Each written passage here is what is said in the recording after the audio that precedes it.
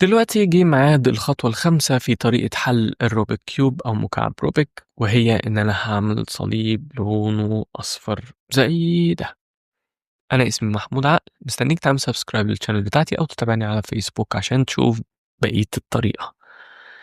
اللي أنا وصلت له أنا وأنت لحد دلوقتي إن إحنا حلينا السايد الأبيض، حلينا الطبقة الأولى، وحلينا الطبقة التانية. دلوقتي عندي السايد الفوقاني والطبقة الأخيرة. هنبدأ بإن إحنا الخطوة دي نحاول ننفذ كروس أصفر هنا، وده معناه إني هاحاول أجيب الحواف ديّة كلّها تكون أصفر، بس أنا هنا مش هاستخدم ذكائي ولا حنكتي، أنا هاستخدم الخوارزمية اللي هاقولها لك دلوقتي، اللي أنت المفروض تكون عارف مصطلحاتها ومكوناتها من الفيديو اللي قبل ده على طول.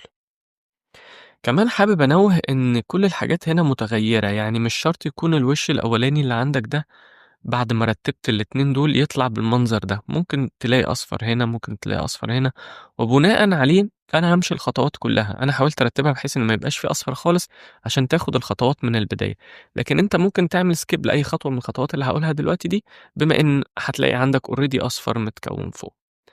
طيب تعالَ نبدأ.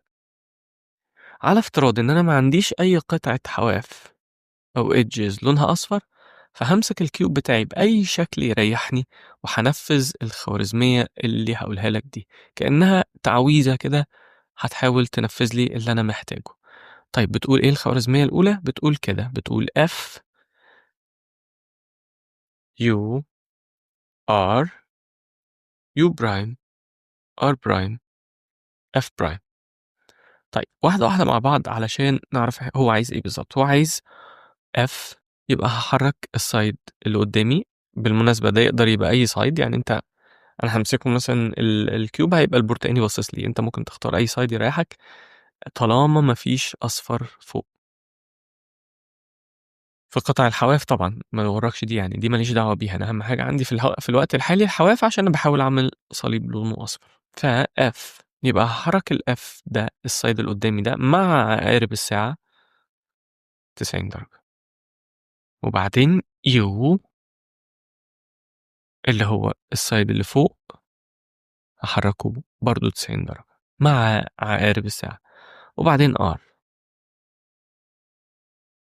اللي هو الجنب اليمين. وبعدين بيقول لي U prime، يعني الوش الupside الفوقاني عكس عقارب الساعة، وبعدين R prime، وبعدين F prime. هالاقي عندي هنا اللي حصل إن حصل عندي 2 من الحواف اتكوّنوا في الأصفر، عملوا لي زي سطر كده. مهم أوي إن أنا هامسك بقى المكعب المرّة دي بحيث إن السطر ده يبقى عمودي عليّا زي ما أنا، يعني لو طلع لي السطر ده كده، أنا هالِف الside ده لحد ما يبقى مستقيم كده، لإن من الشكل ده هابدأ الخطوة اللي جاية.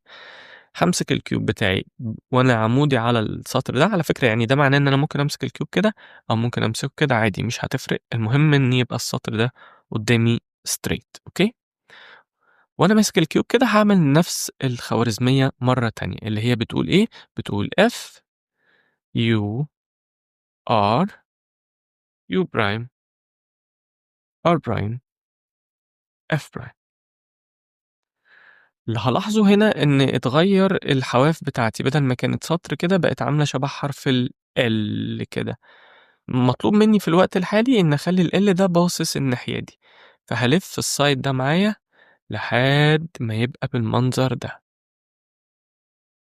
يبقى دي الخطوة التانية. الخطوة الأولى إنّي عملت السطر ده كده، وبعدين اتقلب معايا كده فرُحت محوّله باصص ناحية الشمال، وهاعمل نفس الخوارزمية مرّة كمان. sorry F U R U prime R prime F prime. لو أنا ما بصيتش على دول كده يبقى أنا هاكون نجحت في الحقيقة إن أنا أحقق الcross الأصفر ده أو الصليب الأصفر، وهي دي الخطوة رقم 5. أنا كده قدرت أعمل الcross ده. في الخطوة اللي بعديها المفروض إني أحل الside الأصفر ده كله، لكن ده ليه خوارزمية جديدة هاخلّيها في فيديو مختلف. هاتمنى إنك أنت لو واجهتك أي مشاكل أو لو في أي حاجة حاسس إنك أنت مش فاهمها، يا ريت تكتب لي في الcomments عشان أقدر أرُد عليك، وأنا اسمي محمود عقل، أشوفك في بقية الخطوات.